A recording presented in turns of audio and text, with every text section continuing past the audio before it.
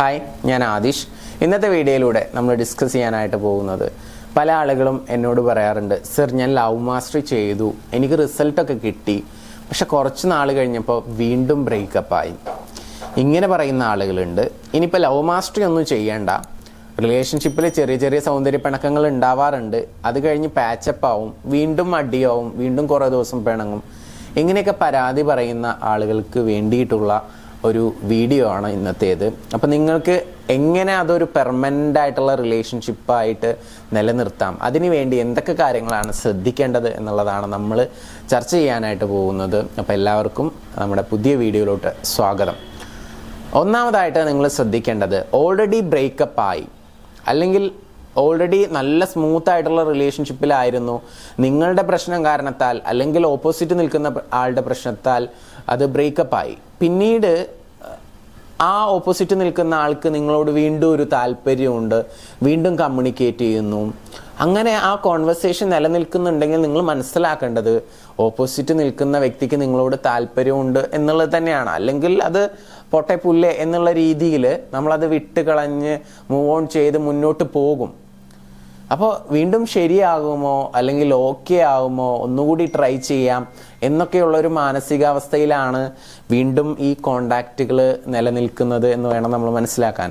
അപ്പോൾ ആ സമയത്ത് ഇത് പാച്ചപ്പായി, അല്ലെങ്കിൽ LM ചെയ്തു, നമ്മൾ കുറേ ടെലിപ്പതി ചെയ്തു, കുറേ പരിപാടികൾ ചെയ്തു, ലോ ഓഫ് അട്രാക്ഷനൊക്കെ അപ്ലൈ ചെയ്തു, റിസൾട്ട് കിട്ടിക്കഴിയുമ്പോൾ പിന്നീട് വീണ്ടും നമ്മൾ സംസാരിക്കുന്ന സമയത്ത് ഒരു പുതിയ ലൈഫ് ആരംഭിക്കുന്ന പോലെ ആയിരിക്കണം. പല ആളുകളെടുത്തും വരുന്ന ഒരു ഫാൾട്ട് പറഞ്ഞാൽ വീണ്ടും സംസാരിക്കുന്ന സമയത്ത് പാസ്റ്റിലോട്ട് പോകും. നീ അങ്ങനെ ആയിരുന്നില്ലേ, ഒരു ഡയലോഗ് ഞാൻ പറയാം, നീ അങ്ങനെ ആയിരുന്നില്ലേ എന്ന് പറയുന്ന ആ പാസ്റ്റിൽ ഒരുപാട് കാര്യങ്ങൾ അവരുടെ മനസ്സിലൂടെ കടന്നു പോകും. അവർക്ക് നിങ്ങൾ കൊടുക്കുന്ന ആ ഒരു ഇമാജിനേഷൻ അതെന്താണെന്നുള്ളത് നിങ്ങളൊന്ന് ആലോചിച്ച് നോക്കുക.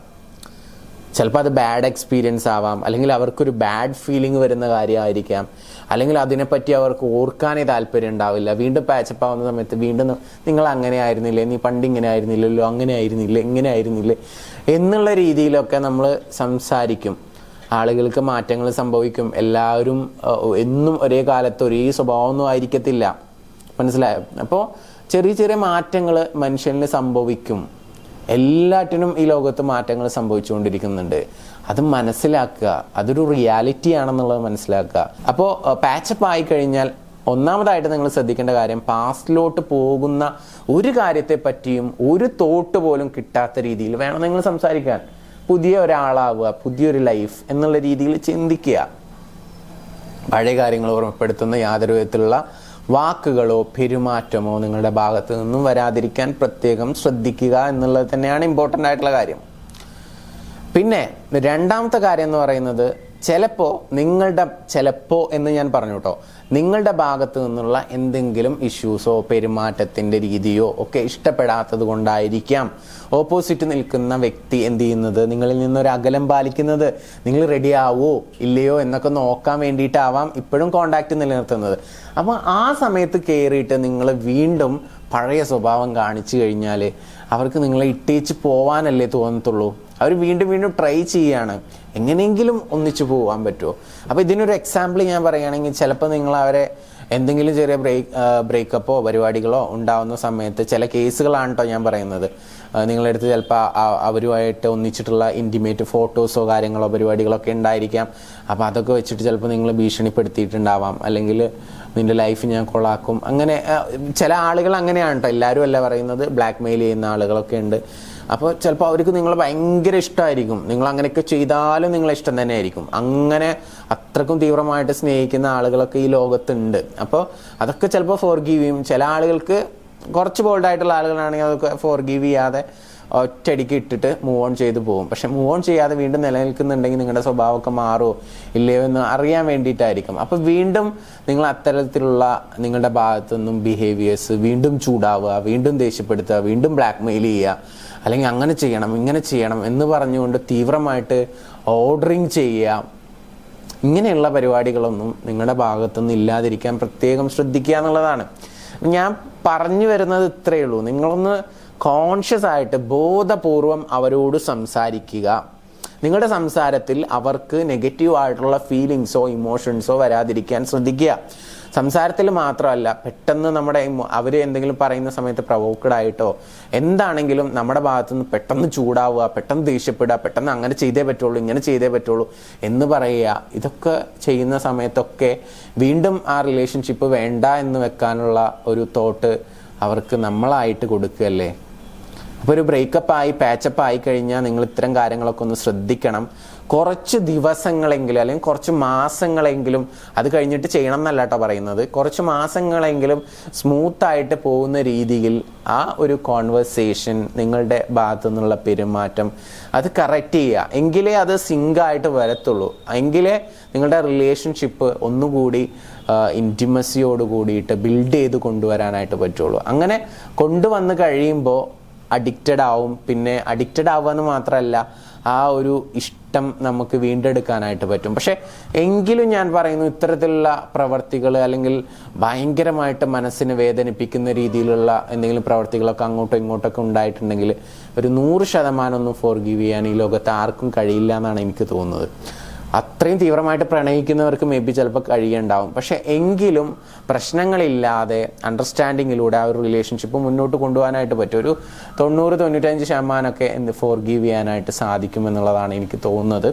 100% കഴിയുന്നവർ അത്രക്കും തീവ്രമായിട്ട് പ്രണയിക്കുന്ന ആളുകളായിരിക്കും എന്നുകൂടി പറയുകയാണ്. അങ്ങനെ കഴിയുന്നവരും ഈ ലോകത്തുണ്ട്.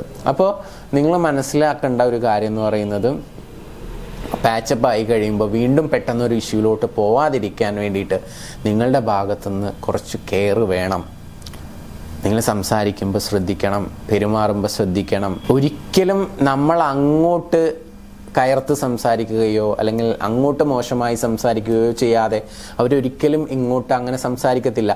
ചിലപ്പോൾ നമ്മുടെ ആ ഒരു പോസിറ്റീവ്നെസ് കൊണ്ടായിരിക്കാം നമ്മൾ സംസാരിക്കുന്നുണ്ടാവുക. അതുകൂടി പറയാട്ടോ. ചില ആളുകൾക്ക് എനിക്ക് ഇത്ര സമയം സംസാരിച്ചേ പറ്റുള്ളൂ, അല്ലെങ്കിൽ എനിക്ക് സംസാരിക്കാൻ ഇഷ്ടപ്പെടുന്ന സമയത്തൊക്കെ ഓപ്പോസിറ്റ് നിൽക്കുന്ന ആൾ അവൈലബിൾ ആണോ, ഇങ്ങനെയുള്ള പിടിവാശികളൊക്കെ ഉണ്ടാവും ചില ആളുകൾക്ക്.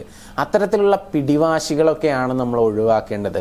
ഓപ്പോസിറ്റ് നിൽക്കുന്ന വ്യക്തി ഞാൻ വിളിക്കാൻ ഇഷ്ടപ്പെടുന്ന ആ ഒരു സമയത്ത് ഫ്രീ ആണോ, അവൈലബിൾ ആണോ, അവർ ആ സമയത്ത് ഇനിയിപ്പോൾ ഫ്രീ ആണെങ്കിൽ കൂടി അവർ നിങ്ങളോട് കമ്മ്യൂണിക്കേറ്റ് ചെയ്യാൻ കംഫർട്ടബിൾ ആണോ ആ ഒരു സമയത്ത്, അല്ലെങ്കിൽ അവർക്ക് അതിനുള്ള മൂഡുണ്ടോ എന്നുള്ളതൊക്കെ നമ്മൾ മനസ്സിലാക്കിയിട്ട് വേണ്ടി സംസാരിക്കാൻ. കോമൺ ആയിട്ട് ഒരാൾ സംസാരിക്കുന്ന സമയത്ത് അയാൾ ഇൻട്രസ്റ്റോട് കൂടിയാണോ സംസാരിക്കുന്നത് അല്ലയോ എന്നുള്ളത് അയാളുടെ സംസാരം ജസ്റ്റ് ഒന്ന് ഒബ്സർവ് ചെയ്ത് കഴിഞ്ഞാൽ തന്നെ നമുക്ക് മനസ്സിലാക്കാനായിട്ട് പറ്റും.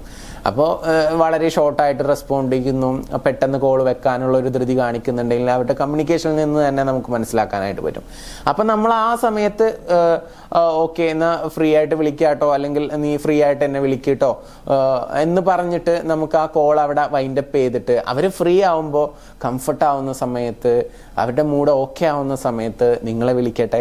അപ്പം നിങ്ങൾ അവൈലബിൾ ആവുക, നിങ്ങൾ സംസാരിക്കുക. ഇത് പരസ്പരം അങ്ങോട്ടും ഇങ്ങോട്ടും ഈഗോ ആണ്, അല്ലെങ്കിൽ വാശിയാണ്. ആരും വിട്ടുകൊടുക്കില്ല, വേണമെങ്കിൽ ഇങ്ങോട്ട് വിളിക്കട്ടെ, ഇങ്ങനെ പല രീതിയിലുള്ള പ്രശ്നങ്ങളാണ്.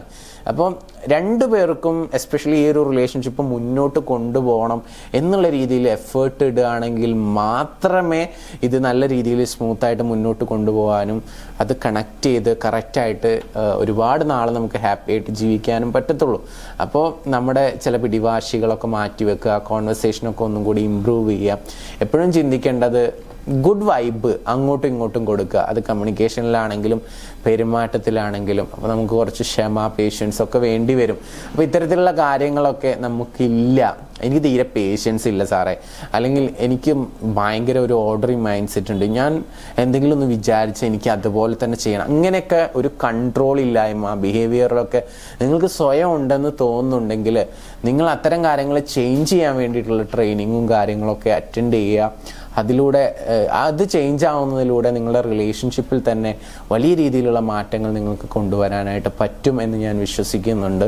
സോ പല ആളുകൾക്കും റിലേഷൻഷിപ്പിൽ ഇഷ്യൂ ഉണ്ടാകുന്നത് അതിനെക്കുറിച്ച് ഒരു എന്താ പറയുക ബേസിക് നോളജ് പോലും നമുക്ക് നമ്മുടെ അക്കാദമിക് സ്കൂളിൽ നിന്നോ കോളേജിൽ നിന്നോ ഒന്നും ലഭിക്കാത്തത് കൊണ്ടാണെന്ന് തോന്നുന്നുണ്ട്.